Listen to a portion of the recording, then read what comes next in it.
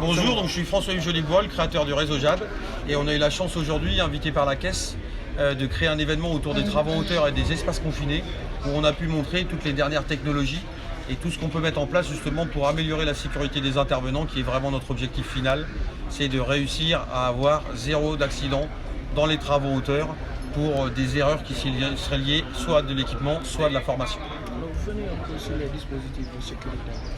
Alors au niveau des dispositifs de sécurité, là on vous a montré différents types d'ancrage, puisque en fait la sécurité c'est une chaîne. Il faut d'abord avoir un ancrage qui est solidement amarré au bâtiment. Ensuite il faut avoir ce qu'on appelle le système de liaison. Donc là on essaie de montrer des longes, des enrouleurs, plein de systèmes de liaison différents. Ensuite vous avez le harnais. Donc le harnais il faut qu'il soit adapté à la personne qui va l'utiliser.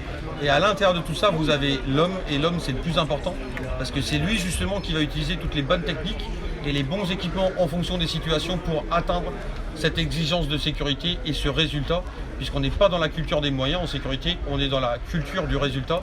On doit rentrer chez nous en bonne santé et en vie.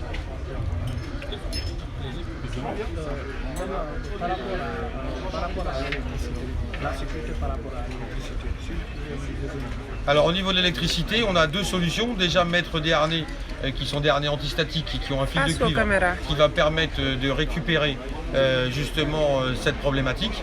Et on a également tous les systèmes de sécurité qu'on vous installe, qu'on peut mettre à la terre, justement pour régler tous les problèmes électriques.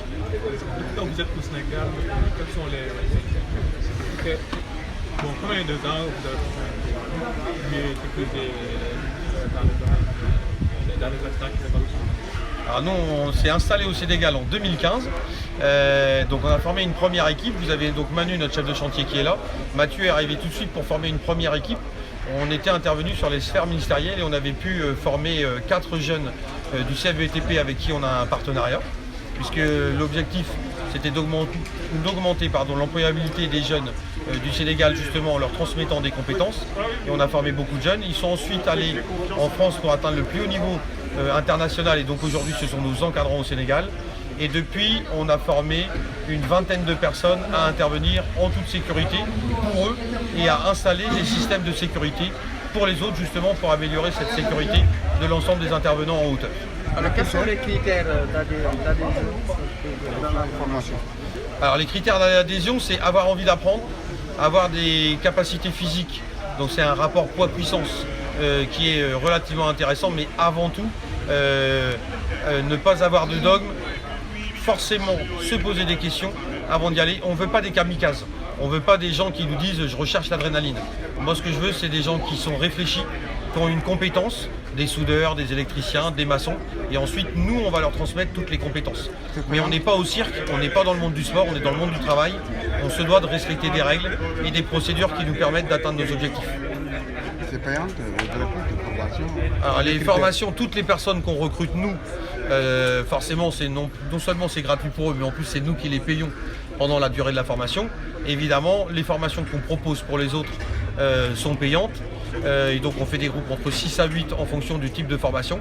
Et quand on a des partenariats, on va former les inspecteurs de la Caisse justement pour pouvoir leur transmettre des compétences en termes de sécurité. Et notre partenariat avec le CFBTP, on forme les jeunes gratuitement pour ces formations. Quelle est votre feuille de route pour le Sénégal? Quelle est votre feuille de route pour le Sénégal? Ma feuille de route pour le Sénégal, c'est de permettre aux Sénégalais de profiter du pétrole qui est en train d'arriver chez vous, et que ce ne soit pas des boîtes nigérianes ou congolaises ou gabonaises qui viennent prendre tous les marchés parce que les compétences ne sont pas sur place.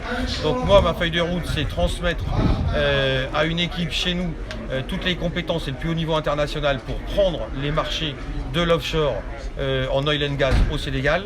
Et ensuite, ma feuille de route, c'est de participer à un maximum d'événements pour essayer de convaincre les gens que la sécurité, c'est pas impossible. À partir du moment où on a les bons équipements et les bonnes procédures, tout le monde peut travailler en sécurité au Sénégal, que ce soit en hauteur ou en espace confiné.